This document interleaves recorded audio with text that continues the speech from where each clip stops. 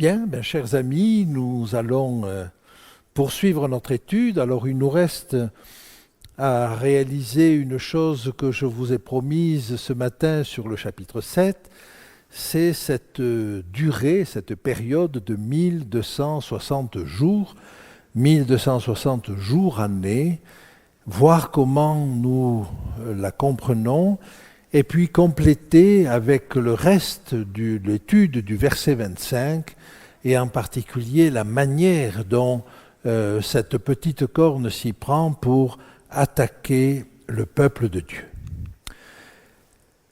Regardons en détail ce verset 25. « Il prononcera des paroles contre le Très-Haut, il opprimera les saints du Très-Haut, et il espérera changer les temps et la loi, et les saints seront livrés entre ses mains pendant un temps, des temps et la moitié d'un temps. » Cette durée, sous différentes formes, un temps, des temps ou la moitié d'un temps, ou 1260 jours, ou comme dans l'Apocalypse, 42 mois, cette période est citée 7 fois dans la Bible. 2 fois dans le livre de Daniel, 5 fois dans l'Apocalypse. Et voici ces occurrences. Daniel 7, 25 que nous étudions, c'est repris à la fin de Daniel sous la forme de 3 temps et demi. Dans l'Apocalypse, vous avez 2 fois cette durée sous la forme de 42 mois et au verset suivant sous la forme de 1260 jours. Vous l'avez également 2 fois dans le chapitre 12, avec 1260 jours et 3 temps et demi, et encore une fois dans Apocalypse 13, 5, sous la forme de 42 mois. J'aimerais vous dire que très probablement, cette période recouvre en réalité 2 réalités.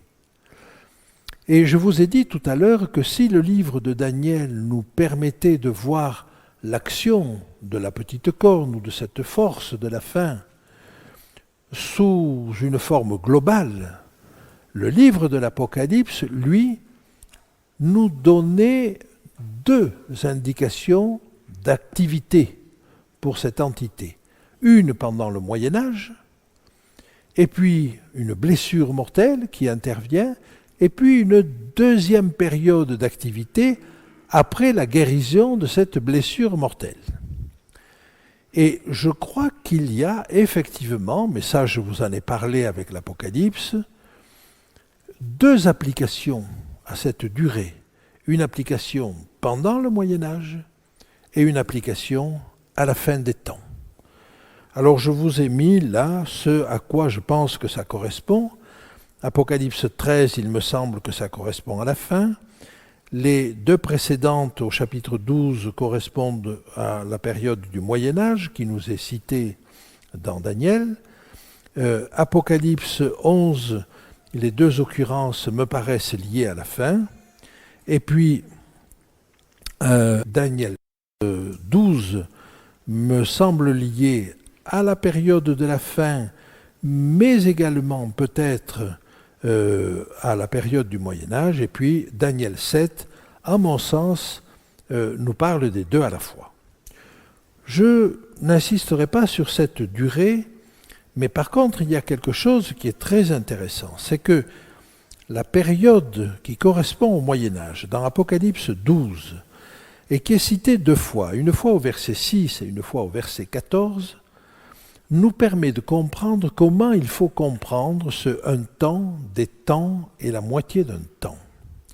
En effet, vous avez 2 versets, alors je reviendrai là-dessus, mais le verset 6, il est dit « La femme s'enfuit dans le désert, où elle avait un lieu préparé par Dieu afin qu'elle y fût nourrie pendant 1260 jours. » Bien. Deuxième texte, quelques versets plus loin, pour nous dire la même chose, « Et les 2 ailes du grand aigle furent données à la femme, afin qu'elle s'envolât au désert vers son lieu où elle est nourrie un temps, des temps et la moitié d'un temps, loin de la face du serpent. » Et vous voyez que ces deux textes nous parlent absolument du même événement. Mais ils nous donnent ce même événement sous deux durées différentes. Alors vous savez, on a compté les mois et les années de manière extrêmement variable. Et il nous fallait savoir comment il fallait compter cela. Moi, j'ai rencontré des personnes qui s'intéressent à la prophétie et qui partaient sur des années de 365 jours. D'autres qui partaient sur des années de moins que 360 jours parce qu'ils faisaient des mois alternés de 29 et 30 jours, comme ce fut le cas à une époque, et en particulier comme le calendrier babylonien à une certaine époque était. Je crois qu'il nous faut être clairs, et quand vous avez ces deux versets côte à côte, le seul moyen de faire que 1260 jours correspondent à un temps, des temps et la moitié d'un temps, eh bien c'est ce que nous avons ici. Un temps c'est une année, 360 jours, des temps c'est 2 années, 720 jours, un demi-temps c'est une demi-année, 180 jours, ce qui vous fait un total de 1260 jours. Et tous les autres systèmes ne nous permettent pas d'arriver à cela. Donc vous voyez, le texte est clair et je crois qu'on ne peut pas passer à côté de cette chose-là. Alors j'avance maintenant et je vous le disais, Daniel envisage le jugement dans sa globalité et la prophétie ne lui révèle pas qu'il y aura 2 phases au jugement, le jugement de la maison de Dieu et le jugement des réprouvés. La prophétie ne lui révèle pas qu'il y aura 2 phases dans l'activité de la petite corne, une phase pendant le Moyen-Âge, une blessure mortelle, et une deuxième phase d'activité. Donc Daniel envisage cela de manière plus globale.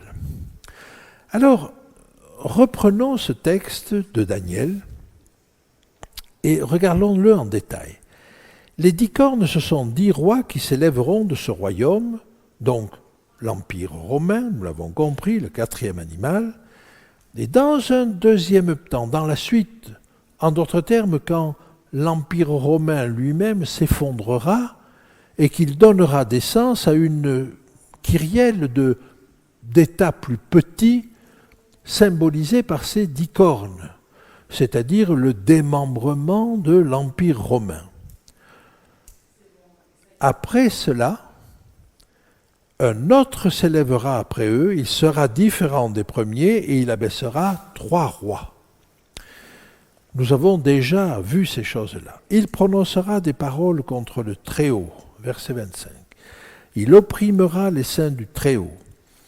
Et il espérera changer les temps et la loi, et les saints seront livrés entre ses mains pendant un temps, des temps et la moitié d'un temps. J'aimerais vous faire observer que dans ce verset 25, il y a 4 propositions. Et regardez bien, parce que dans la disposition du texte, il y a un autre message.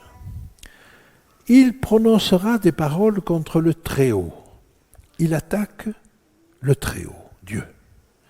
Il opprimera les saints du Très-Haut. Il s'attaque au peuple de Dieu. 3e proposition, il espérera changer les temps et la loi. C'est plutôt s'attaquer à Dieu que de changer sa loi. Et les saints seront livrés entre ses mains pendant un temps, des temps et la moitié d'un temps. Et vous voyez que dans ces 4 propositions, il y a une attaque contre Dieu, une attaque contre le peuple de Dieu, puis une attaque contre Dieu, mais possiblement contre le peuple de Dieu, et la dernière est dirigée contre le peuple de Dieu. Si je mets cela en évidence, j'aimerais que vous observiez la chose suivante. Il y a ce qu'on pourrait appeler une inclusion. Alors, qu'est-ce que c'est qu'une inclusion ? Une inclusion, c'est un élément qui s'inclut dans le texte et qui, pour nous au moins, ne paraît pas avoir une grande utilité. Il est un peu comme un corps étranger. Ça n'est pas le cas ici, mais en l'occurrence, vous allez voir à quoi ça va nous servir.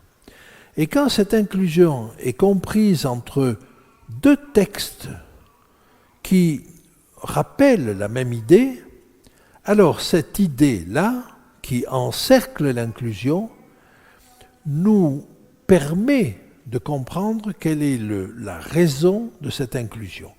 Je vais être plus concret avec un texte qui se trouve dans Apocalypse et qui a trait à Armageddon.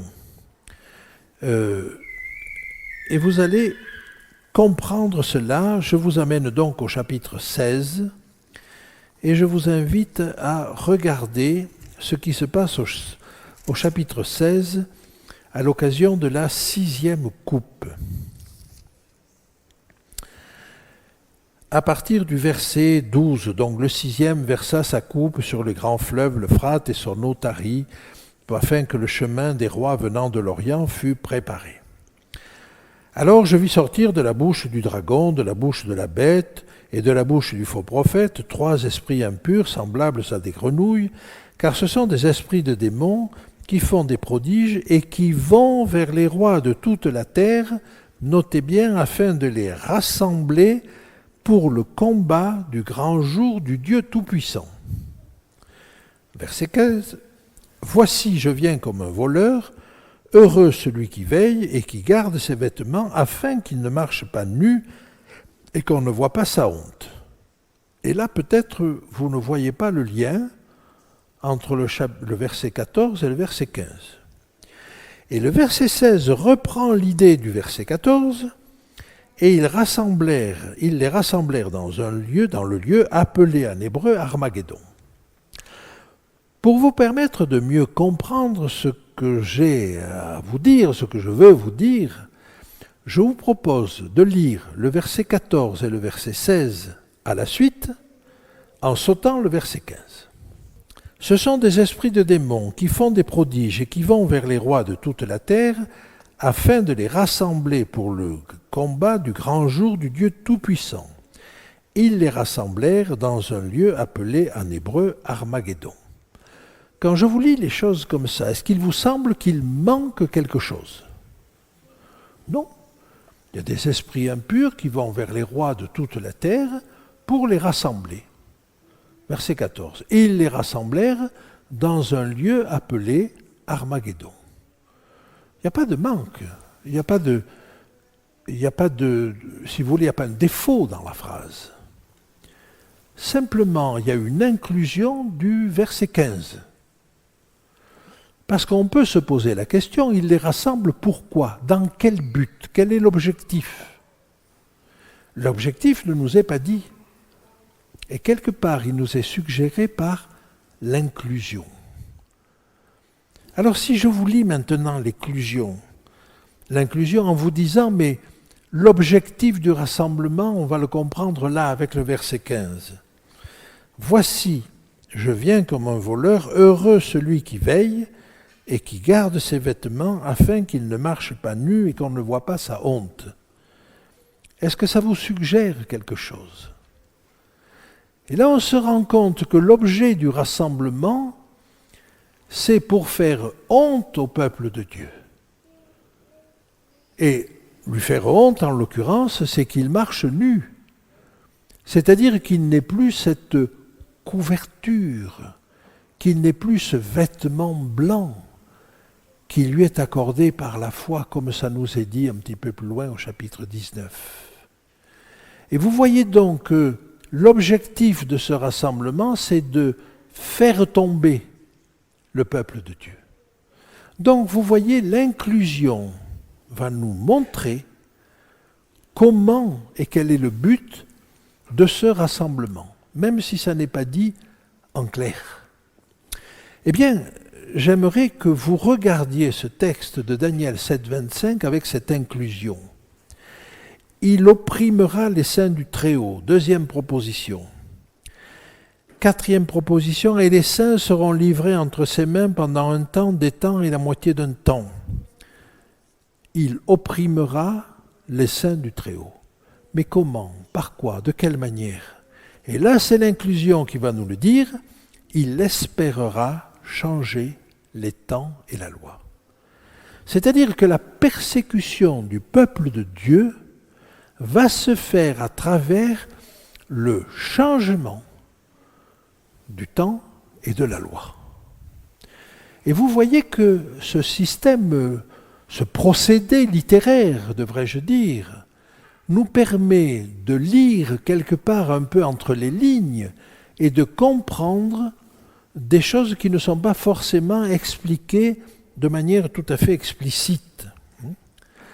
Alors, la loi de la petite corne.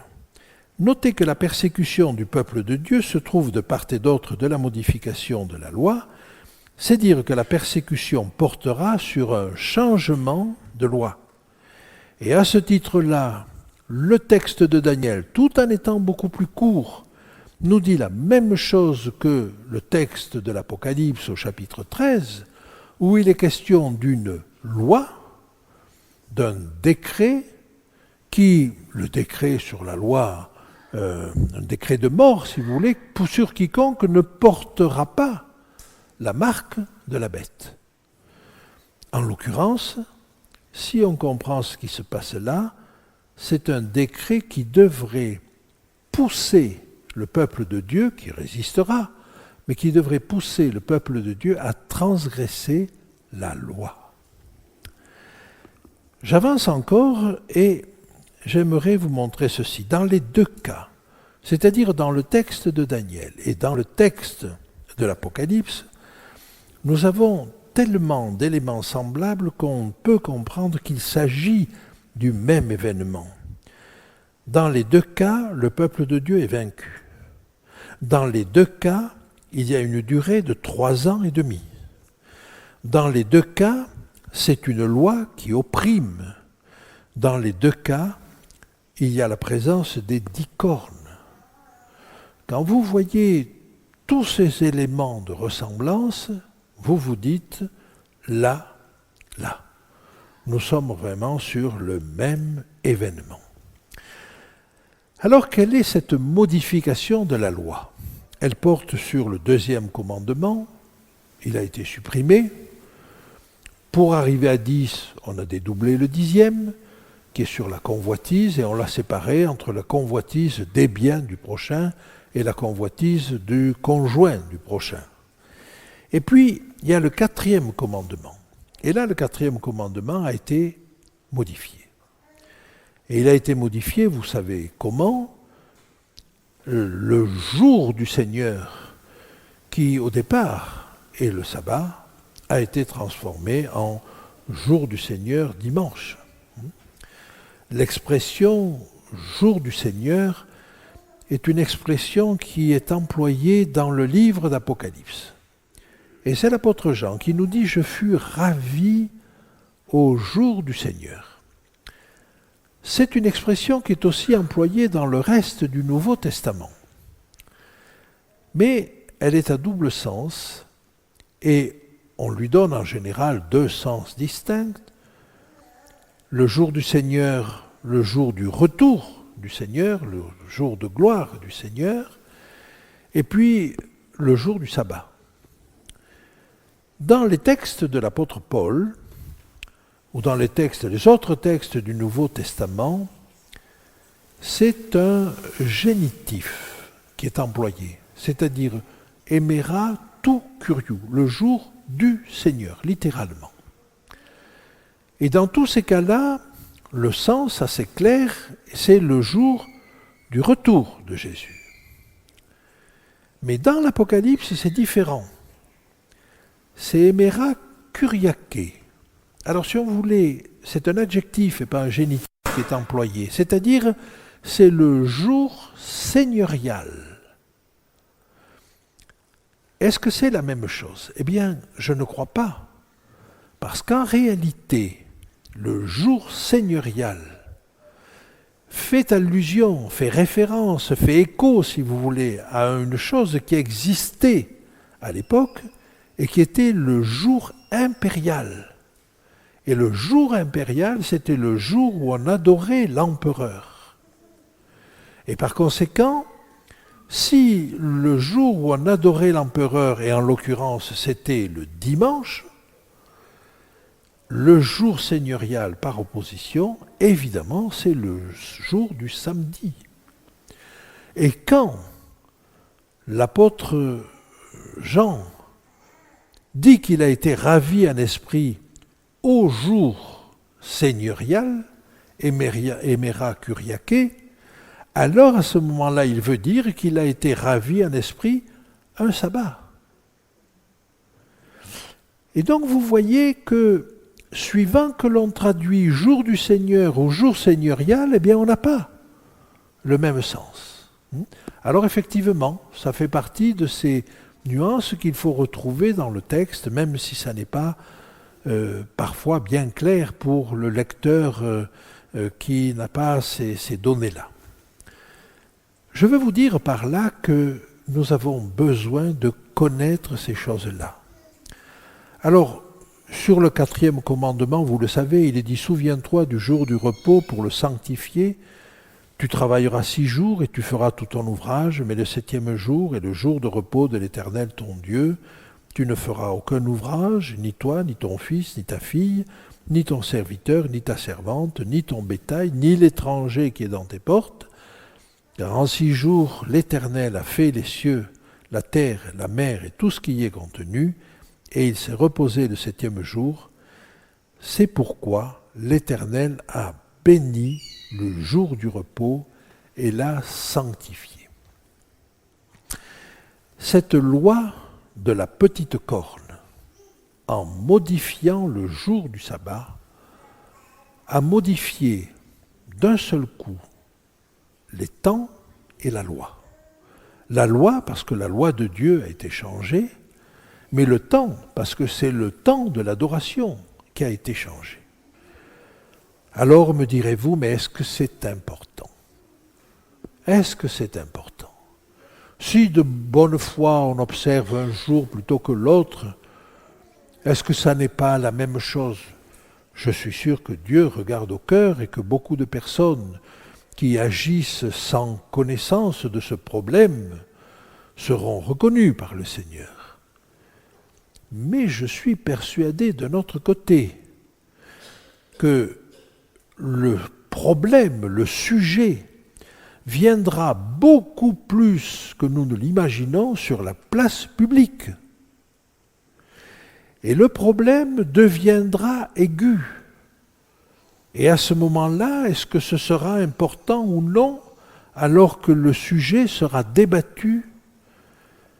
J'aimerais vous donner une raison. Oh, bien sûr, on peut dire c'est le Seigneur qui l'a donné, donc à nous d'y obéir. Mais je crois qu'il y a plus que ça. Il nous est dit que le sabbat est un signe.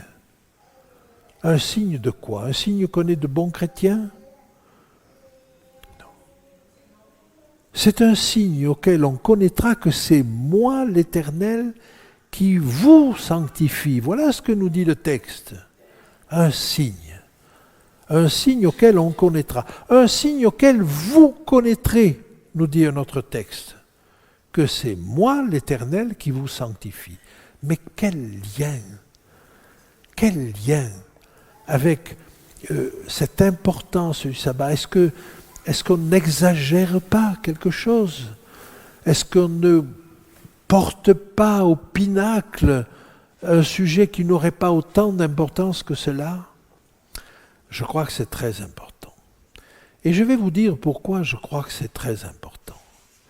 Si le sabbat est un signe, il faut qu'il y ait un lien entre le signifiant, le signal, et la chose signifiée.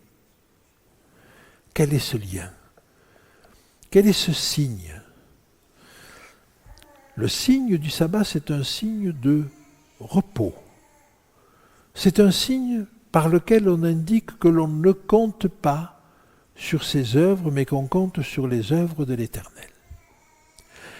Et alors que le signe du sabbat est regardé par ceux qui ne l'observent pas comme un signe d'obéissance aveugle aux ordres de l'Éternel, ce qui est peut-être le cas parfois, et ça n'est pas critiquable quand même de ce côté-là, alors que finalement c'est le signe par excellence de la foi, de l'obéissance par la foi. Je vais essayer d'être un peu plus explicite.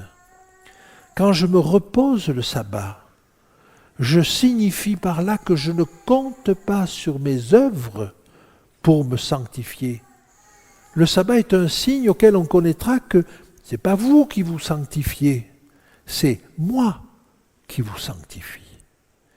Et vous voyez que le sabbat, sous cet angle-là, est l'expression la plus aboutie de la justification par la foi, de la sanctification par la foi. Alors, si on vous dit un jour, et si l'on vous laisse entendre que vous êtes un observateur aveugle de la parole de Dieu, pensez qu'il y a un sens entre le signifiant et le signifié. Par là, chaque fois que vous observez le sabbat, vous dites, mais vous dites à tous ceux qui vous regardent et vous vous dites à vous-même, je ne compte pas sur moi pour me sanctifier, mais je compte sur Dieu pour me sanctifier.